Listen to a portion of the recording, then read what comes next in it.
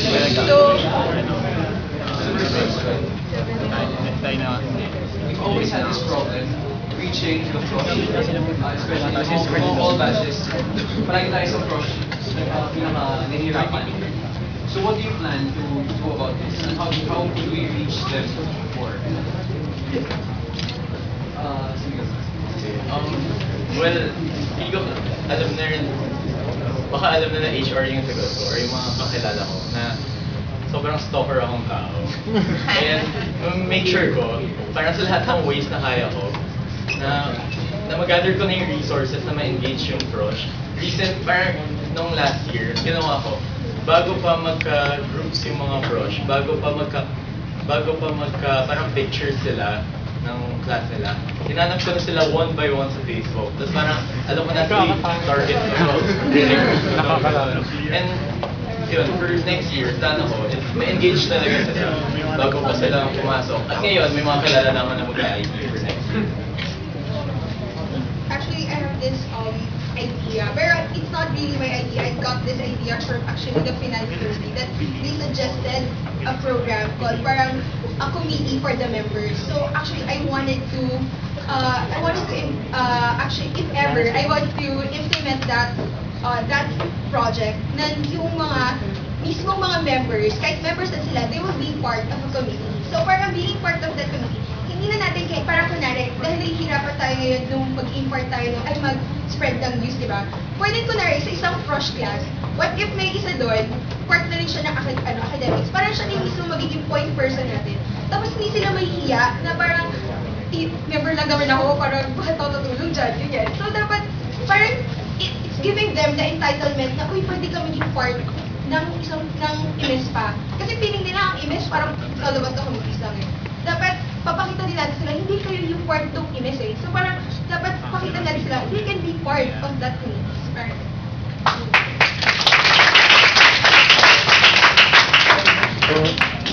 Same question. What new plans do you have for next year that have not yet been done?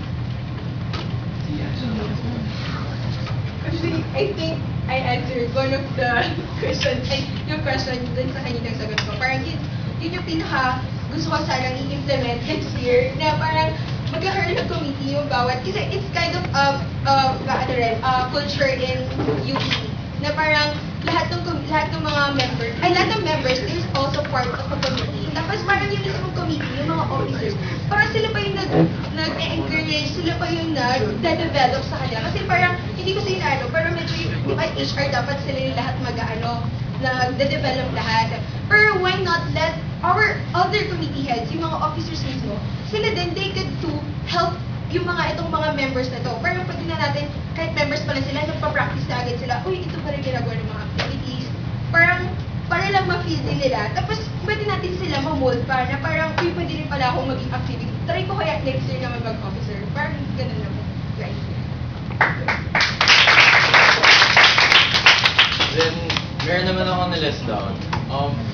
Puro mga gimmicks siya. Parang pwede siyang gimmick event. It's more of a year-long thing, and the thing that I want to make a culture in IMES.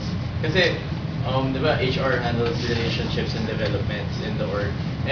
As the ones who head those, parang gusto ko magka-culture yung IMES na yung magkakakilala tayo lahat. Una, let's look at two audiences. Officers muna. How can the officers reach out to members? Una, may get know your member policy for the officers. Then, since I'm lacking time, I have to explain the next. Gusto ko magka-IE shirt day. Pansin niyo yung mga ibang org, parang kakaingit naman, pare-pareho sila ng shirt sa isang araw. Sana yung IMES rin gano'n. Kasi, I know these activities look so small, but kinakwento ko ngayon, pero hindi, this could change, you start out small, then doon siya magbe-build, tapos iiba na yung... Anyway.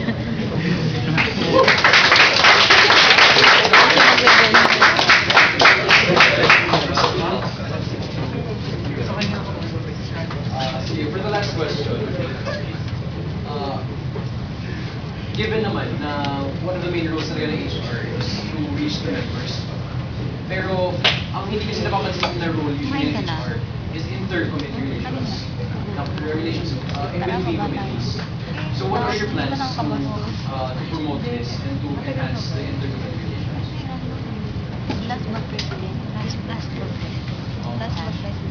Well, 1 year na experience sa HR and marami na rin ako nalaman on how our committees work with each other and how parang ano yung mga nabubuong conflicts and yung mga agreements between each committee. At least from there, may basis ako. And may plan ako pagdating sa training ng officers and sa team building na magka-curriculum. Pero hindi naman yung buong curriculum ng uy, basahin nyo to. Tipuin nyo yan. Hindi ganon. Parang more of a guide lang. Parang meron tayong masusundan and we could watch out for each other with this. And I know we're all officers. We're all passionate for something in events. And gusto ko lang encourage na we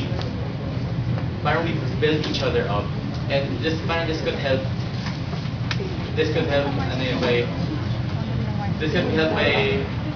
by avoiding yung conflicts if we agree on what we build each other.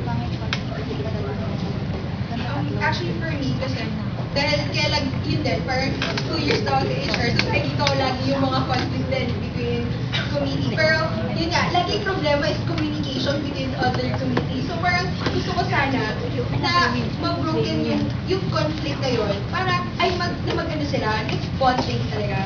Like, before, kasi yun yung gusto na actually try this year na para mag-bonding yung mga each committee. Pero parang hindi pa rin nag-work. So parang for me, I want to impose pa na parang kailangan pa tayong mag-bonding pa more na dapat kunwari isang committee like activities, dapat mag-bonding naman sila with documentation. Dapat yung activities yung HR naman mag-bonding naman sila with logistics. Yung lagi kasi nagkaka-conflict internal and external. So we have to show them na parang dapat hindi sila dapat i-friend pa natin sila more na parang mag-bonding pa sila even before kasi lagi nagkakaroon ng conflict.